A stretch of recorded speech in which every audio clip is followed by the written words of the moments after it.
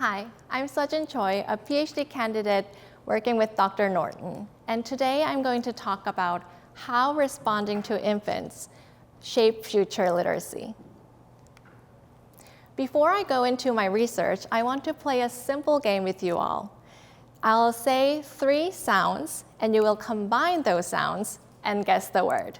Ready? Okay. K, a, t. Cat. Great. Okay, that's right. So now, what if I say remove the last sound of the cat and replace that to Can you guess the word again? Car. Great job. So now I know that you all have excellent phonological awareness skills.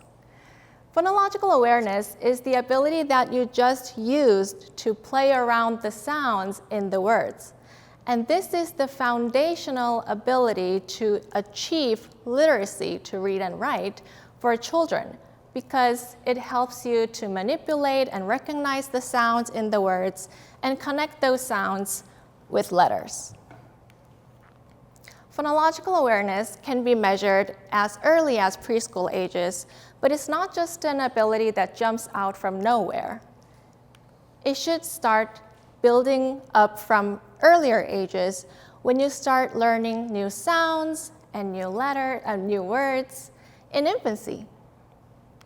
And in infancy, caregivers are playing a critical role for children to develop their language skills. They are spending tremendous time with their babies, providing a lot of communicative input and interacting with them during daily activities such as feeding and playing.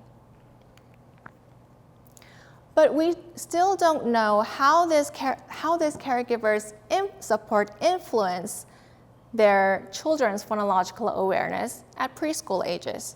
So there's my research question. How to discover this pathway of how caregiver support in infancy shape their children's later phonological awareness. Specifically, I'm looking at 2 kinds of caregiver support. One is providing many words. Another one is being responsive.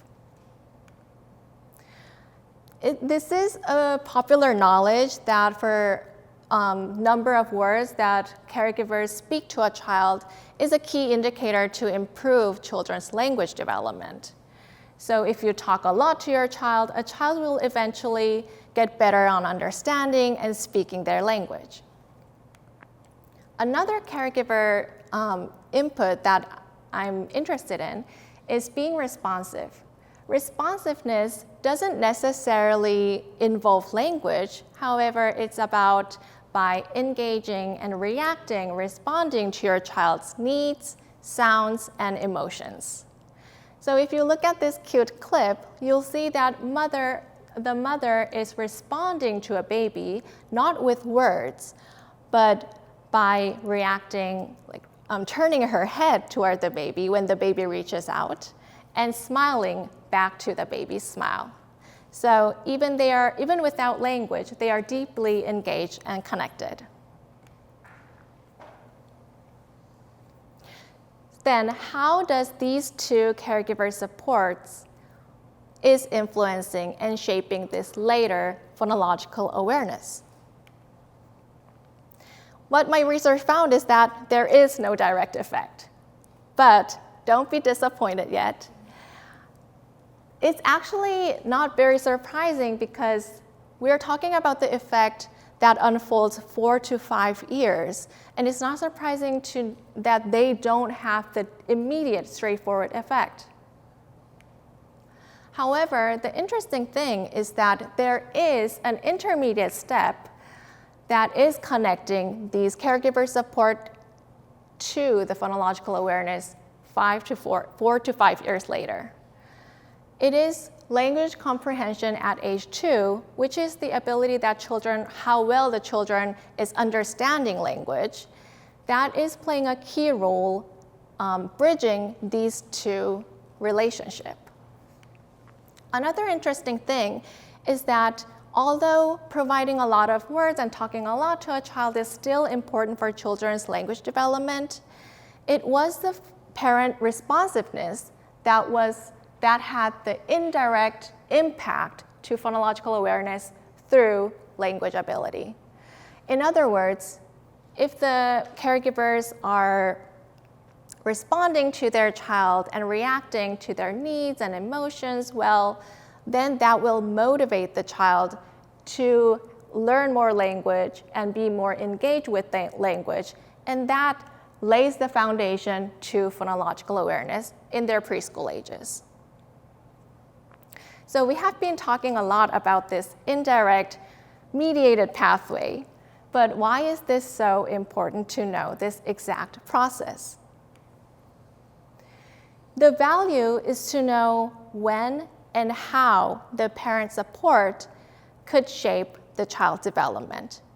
By identifying these indirect pathways and knowing these specific pathways, we can articulate the key developmental milestones and provide evidence-based and practical guidelines to caregivers and clinicians. And that now we know that caregiver support in infancy is so important, and that it has the downstream effect from infancy to the phonological awareness at preschool ages through that language and indirect pathway. Now we have the opportunity to start the intervention earlier before the challenges arise.